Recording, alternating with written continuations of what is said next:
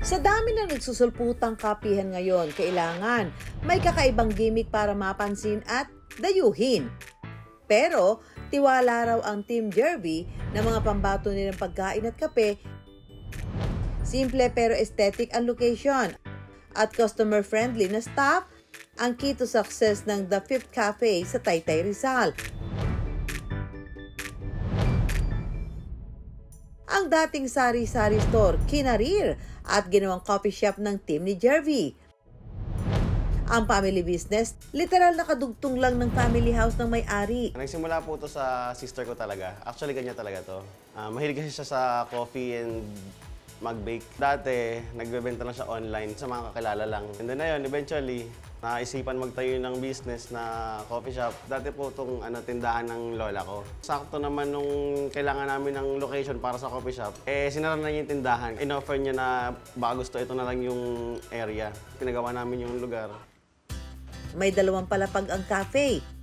Sa ground floor ang order counter, habang sa second floor naman ang dining area na kaya ang hanggang 18 katao. Wala raw inspiration ng cafe. Ang gusto lang doon ni na Jervy ay maaliwalas at tambay chill spot, mapaumaga man o gabi. Family concept namin. Hindi yung hilig namin. Kung ano yung nakikita niyo po dito, yun yung parang maganda sa mata namin at tipo namin. Umabot daw sa halos 800,000 ang nagasto sa pagpapatayo ng kapihan. Pero ang kagandahan, wala na silang binabayarang buwan ng upa. Lahat ng pagkain inihahain sa cafe, family's favorite raw. Ang mga pastry made from scratch na naging bonding for success ng kanilang pamilya. Naging close din lalo yung mga pamilya kasi pagbubukas to, masaya sa labas, maliwanag eh. Mga nakatambay na rin sa labas. Bestseller ang kanilang original recipe ng caramelized pork adobo. Good choice rin ang spicy pasta alige.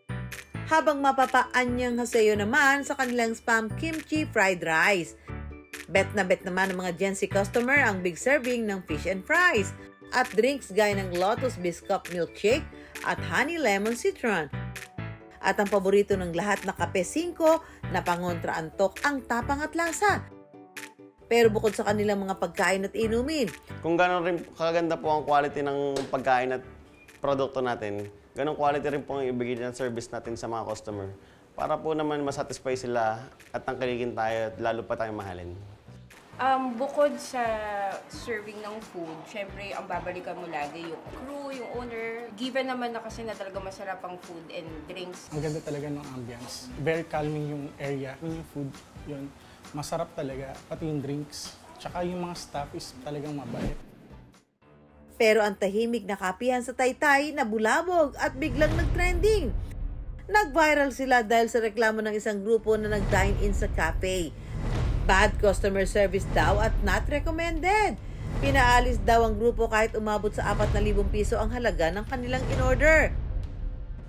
2 to 3 person lang sila umakyat. Eventually, umakit sila, 1 to 2 person. Hanggang dumami na sila, napuno na tong coffee shop. Wala na kaming ma-accommodate na ibang customer kasi napuno na nila. Hindi naman namin sila pinaalis.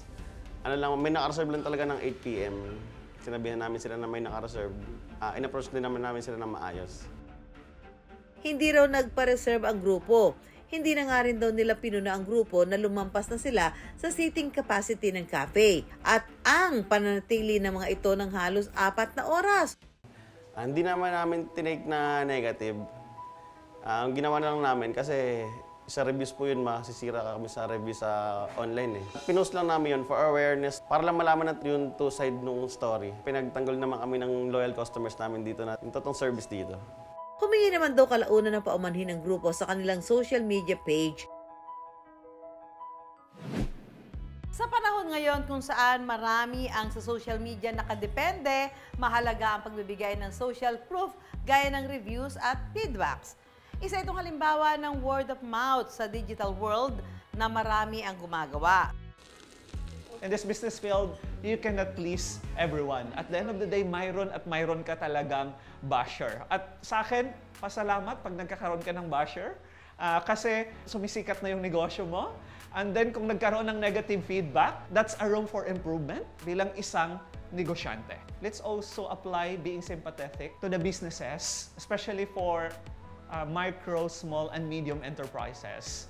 Kasi meron naman silang polisiya, but sometimes they are overwhelmed na sobrang daming tao or maraming customers. Instead of taking a negative review, we have what we call a positive feedback. A negative yung dating, pero positibo yung messaging. It's not just all about you eh. It's all about also the welfare of the people who work in that certain businesses that you are making reviews. Todo raw ang kaba ni Jervy sa nangyari.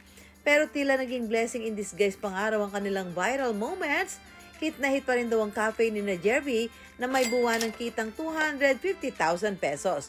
Mas nakilala yung coffee shop, mas lalo kami dinayo ng mga tao. Yung reviews kasi na yan, ano lang yan, parang guide lang yan. O feedback ng ibang tao. Iba pa rin pagka kayo yung mismong nakapunta rin sa establishment, sa business. Natutunan po natin na lalong i-handle na maayos yung mga customers. Tsaka huwag magpapadala po sa init ng ulo. Take it professional lang. Na walang tinatapakan na tao. Sabi nga, good or bad publicity is publicity. Sa mga pagkakataong may mga puna o bumabatiko sa negosyo, gamitin itong pagkakataon para mapabuti ang produkto o serbisyo. Dahil sa pagninegosyo, ang pikon, talo!